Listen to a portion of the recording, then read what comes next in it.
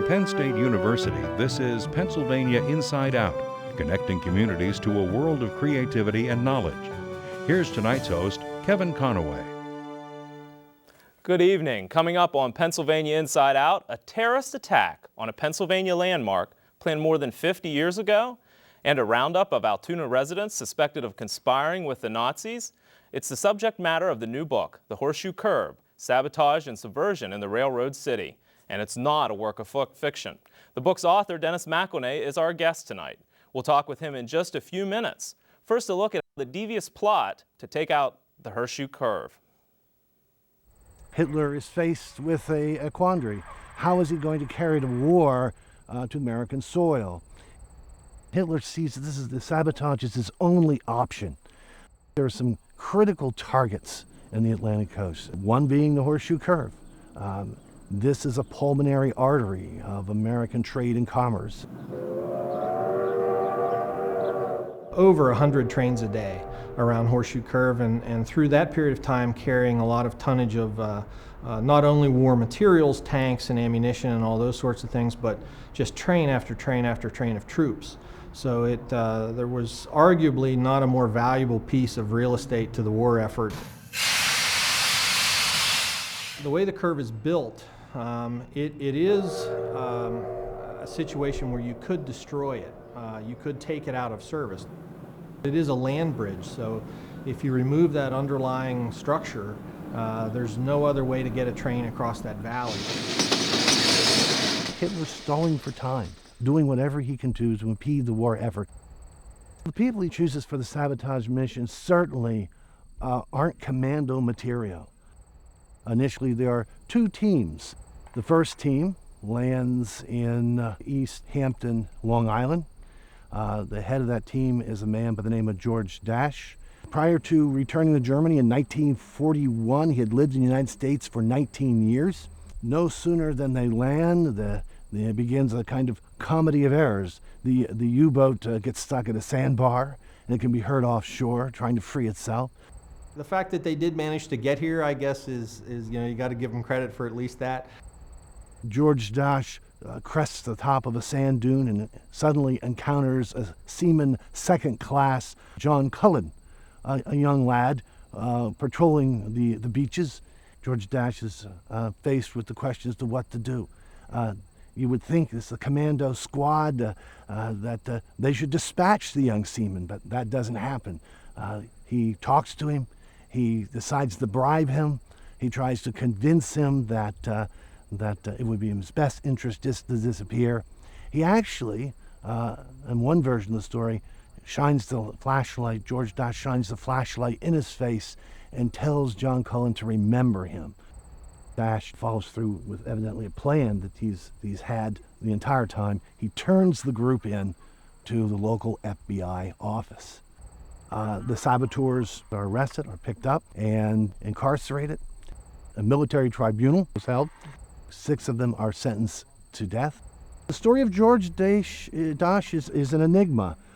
From his perspective, he's a kind of hero, but from the director of the FBI's perspective, J. Edgar Hoover, he's a conspirator. He's committed a treasonable act, or at least that's the way Hoover wants the public to see him. And we'll hear much more about George Dash coming up in this interview. Joining me now is Dennis McIlnay, the author of The Horseshoe Curve, Sabotage and Subversion in the Railroad City. Dennis, it is a pleasure to have you with us tonight. Thank you very much, Kevin. First off, I'm interested in what got you interested in this book, in this subject matter. I first saw The Horseshoe Curve when I was a child. My mother was a native New Yorker, transplanted to Pennsylvania by marriage, and she used to take my brother and sister and I back to New York to visit our grandparents, and as we went around the curve, she always pointed that out to us, and I was fascinated, even as a child, to be able to see the front and the back of the train at the same time. I thought about the curve for a long time, read about the curve for a few years, and ultimately decided to write about it. And I understand you drive by it every day on the way to work? I do drive by it. I drive by on the other side of it, on the other side of the mountain. I drive up Route 99 west toward Loretto, where I'm a professor, near the curve. Great. Well, I guess we should also talk about what an engineering marvel was, the Horseshoe Curve was when it opened in 1854. It truly was. There was nothing like this, even in the United States, let alone Pennsylvania. Pennsylvania was essentially landlocked to trade, unable to trade toward western Pennsylvania and certainly the western United States. The Allegheny Mountains had blocked transportation effectively for up until the middle of the 1800s. The curve opened the West, not only western Pennsylvania and Pittsburgh, but opened the western United States to settlement and to trade, enabled Pennsylvania to regain its prominence as a trade and manufacturing center. It had lost its edge in that way to Maryland and to New York, but the curve opened the West to settlement. And that's part of the reason it became a subject for the Nazi plot. It was one of 10 sites. It was. And can you tell me a little bit about the other 10 sites? It was one of 10 sites, and as I argue in the book, probably the most prominent, maybe the most important, especially during the war, for the war effort. The other sites included 3 Alcoa factories in Tennessee and near Niagara Falls for the production of aluminum for aircraft. These targets, by the way, were chosen not only by Nazi planners of the raid, but chosen by Adolf Hitler himself. A second target of the raid was the drinking water system of New York and Westchester County. And the Nazis had a map of that system and had the manhole covers marked with white crosses on the map from Scarsdale to Lower Manhattan. The Hell Gate Railroad Bridge linking Manhattan with New England and the transportation toward shipbuilding and supply ships and troops and so forth. That was a target. Dams and locks on the Ohio River were also targets of the raid. There were 10 in all. Great. Well, tell us about the 8 men selected to carry out this plot. They were really a group of knuckleheads in a way. The leader of the Long Island saboteurs, this George John Dash fellow, some people prefer Dosh, the German pronunciation, described his fellow saboteurs as, quote, a bunch of nitwits. Dash and the other 7 saboteurs had lived in the United States during the 1930s and had returned to Germany to participate in what was called the New Germany in the latter 30s or early 40s. Dash himself had lived in the United States for 19 years. The other 7 saboteurs likewise had lived here and had worked all over the country. They worked as machinists for Ford Motor Company and General Motors. They worked as chauffeurs. They worked as butlers. They worked as butchers. They worked as drivers. They worked as dressers. They worked as salespeople for, believe it or not, Bible companies. They managed hotels. They were drivers for rich people in Short Hills, New Jersey, outside of Manhattan, and a number of other jobs, not only in the Northeast, but all over the country. So they were familiar with the West, they were familiar with the Southwest, the Southeast, Northeast as well. Well, Dennis, tell me a little bit about the type of training they underwent in Germany then. They returned to Germany, all 8 of them in various stages in the latter 1930s and early 1940s, and were recruited by the Nazis. The Nazis kept track of returning Germans, especially those who had lived in the United States, to see how they might be able to be used for the German war effort, particularly engineers, mechanical engineers. These 8 were recruited, not at one time, but over the course of a year, and were sent to a training camp outside of Berlin, where they were trained for approximately 6 months in a Nazi sabotage camp, what we would call a training camp, trained in explosives, trained in making what today is called improvised explosive devices, trained in firearms, hand-to-hand combat, map reading, subversion, spycraft. Yeah, they even learned what to write in invisible ink. They did. They were taught to use a chemical that's an ingredient of all things in laxatives. And this chemical, when written in this chemical on the handkerchiefs, made the writing invisible. The writing, however, was revealed by ammonia fumes. The writing persisted even through washings. Continual washings in washing machines is a powerful thing. The FBI, however, captured the handkerchiefs and discovered that ammonia fumes would disclose the writing. Oh, great. Well, now the two teams landed, one in New York, one in Florida. Yes. Tell me about the significance. They all wore military uniforms when they landed. Tell me a little bit about the They significance did. of that. The Long Island saboteurs, 4 landed in Long Island near Amagansett, Long Island, in the Hamptons today, one of the wealthiest areas in the world, and made their way to New York City. They landed at midnight on June 13th, 1942, a Saturday. 4 days later, the Florida saboteurs, they are referred to, landed about 25 miles south of Jacksonville in an area called Ponte Vedra. It's where the PGA has its tournament players championship today. They made their way north to Chicago, first to Cincinnati and ultimately to Chicago. The leaders of the two teams, Dash and a fellow by the name of Edward Curling, were to meet, for obvious irony, on July 4th, 2 weeks after they landed. First originally in Pittsburgh, believe it or not, at the Penn Alto, but later the Nazis changed the meeting place to the Hotel Gibson in Cincinnati, and from that point they were to disperse and begin attacking their targets. This raid was not a short-time plan, a short-term project. It was designed to last for 2 years. And the saboteurs were to be replaced by other saboteurs, and other targets were to be identified over that 2-year period. Hitler himself chose some of the targets. They included, by the way, I neglected to mention, department stores in Manhattan owned by Jewish people. Hitler himself chose that target. The drinking water system of New York City, as I mentioned, he himself chose that target to bring the war directly to the American people, to bring this terrorism, what we would call today, directly to the American people. Even today, the sabotage raid is considered one of the world's great terrorist acts. And those military uniforms, they come in to play later on in the story. Yes, the Nazis planned this raid very well. Some people would argue not so well since it didn't succeed, but the Nazis planned for the saboteurs to land in military clothing, in civilian clothing. They wore military fatigues, German naval work clothes, on the submarines which brought them to New York and Florida. But upon landing on the beaches of New York and Florida, Long Island, Florida, they were instructed immediately to change into civilian clothing, which they carried with them. Dash, in fact, carried civilian clothing from the United States, where he had lived for 19 years, back to Germany and then back to the United States as a saboteur. He sported a floppy fedora hat most of the time, and believe it or not, a pair of Scotch plaid golf pants that he also wore. The Nazis had them changed quickly into civilian clothing, because had they been arrested or discovered by military personnel on the beaches of Long Island and Florida in German naval clothing, they would have in all likelihood been shot immediately. But by changing into civilian clothes, the Nazis figured, and correctly so, they would be treated as civilians, as it were, and not military personnel. Well, you're watching Pennsylvania Inside Out here on WPSU. I'm Kevin Conaway. We're talking tonight with Dennis McIlnay, the author of The Horseshoe Curve, Sabotage and Subversion in the Railroad City. Dennis, this operation that these 8 men were involved in actually then becomes known as Operation Pastorius, and that actually has a connection to Pennsylvania. Can you tell us a little bit about that? It does indeed, Kevin. The Nazis named this operation, they code-worded it, Operation Pastorius. Pastorius is the last name of a man whose name was Franz Daniel Pastorius, who was a German and the leader of the first group of Germans to settle in Pennsylvania. In fact, to settle in what is called Germantown near Philadelphia today. The saboteurs were instructed to use that code word Pastorius with their contacts in the United States, and they did have contacts here to support them, support networks.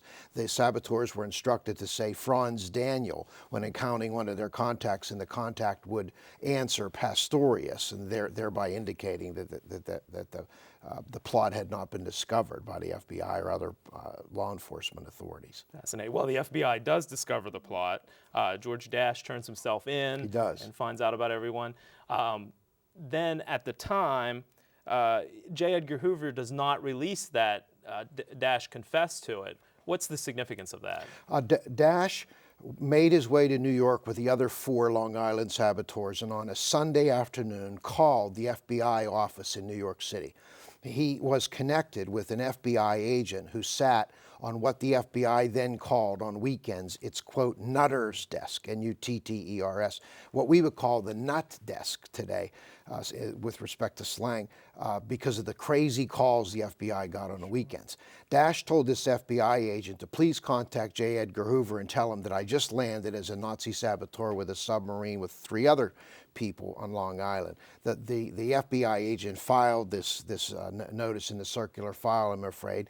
Dash then, 4 days later, called the FBI, called J. Edgar Hoover's office, specifically in Washington, was connected with his office. He was transferred from Hoover's office to a second office in the FBI, which transferred him to a third office, which transferred him to a fourth office in the FBI, bouncing him around, where an FBI agent by the name of Dwayne L. Traynor from Minnesota, a young fellow, had only been in the FBI for about a year, picked up the phone. Traynor remembered receiving an FBI flash saying that someone thought they saw someone in the middle of the night in Amagansett, Long Island, with a pronounced gray streak in his hair, where the part in your hair would normally be.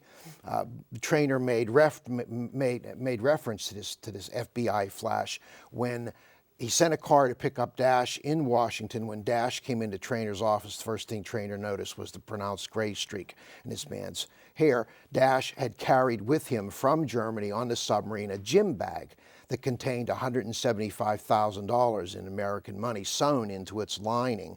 That gym bag Dash had brought with him from the United States to Germany and back to the United States on the submarine. Dash sliced open the lining of the gym bag and dumped $175,000 on his FBI agent's desk. $175,000 in 1942 is the equivalent of over $2 million today. Wow. The Traynor sat up and paid attention.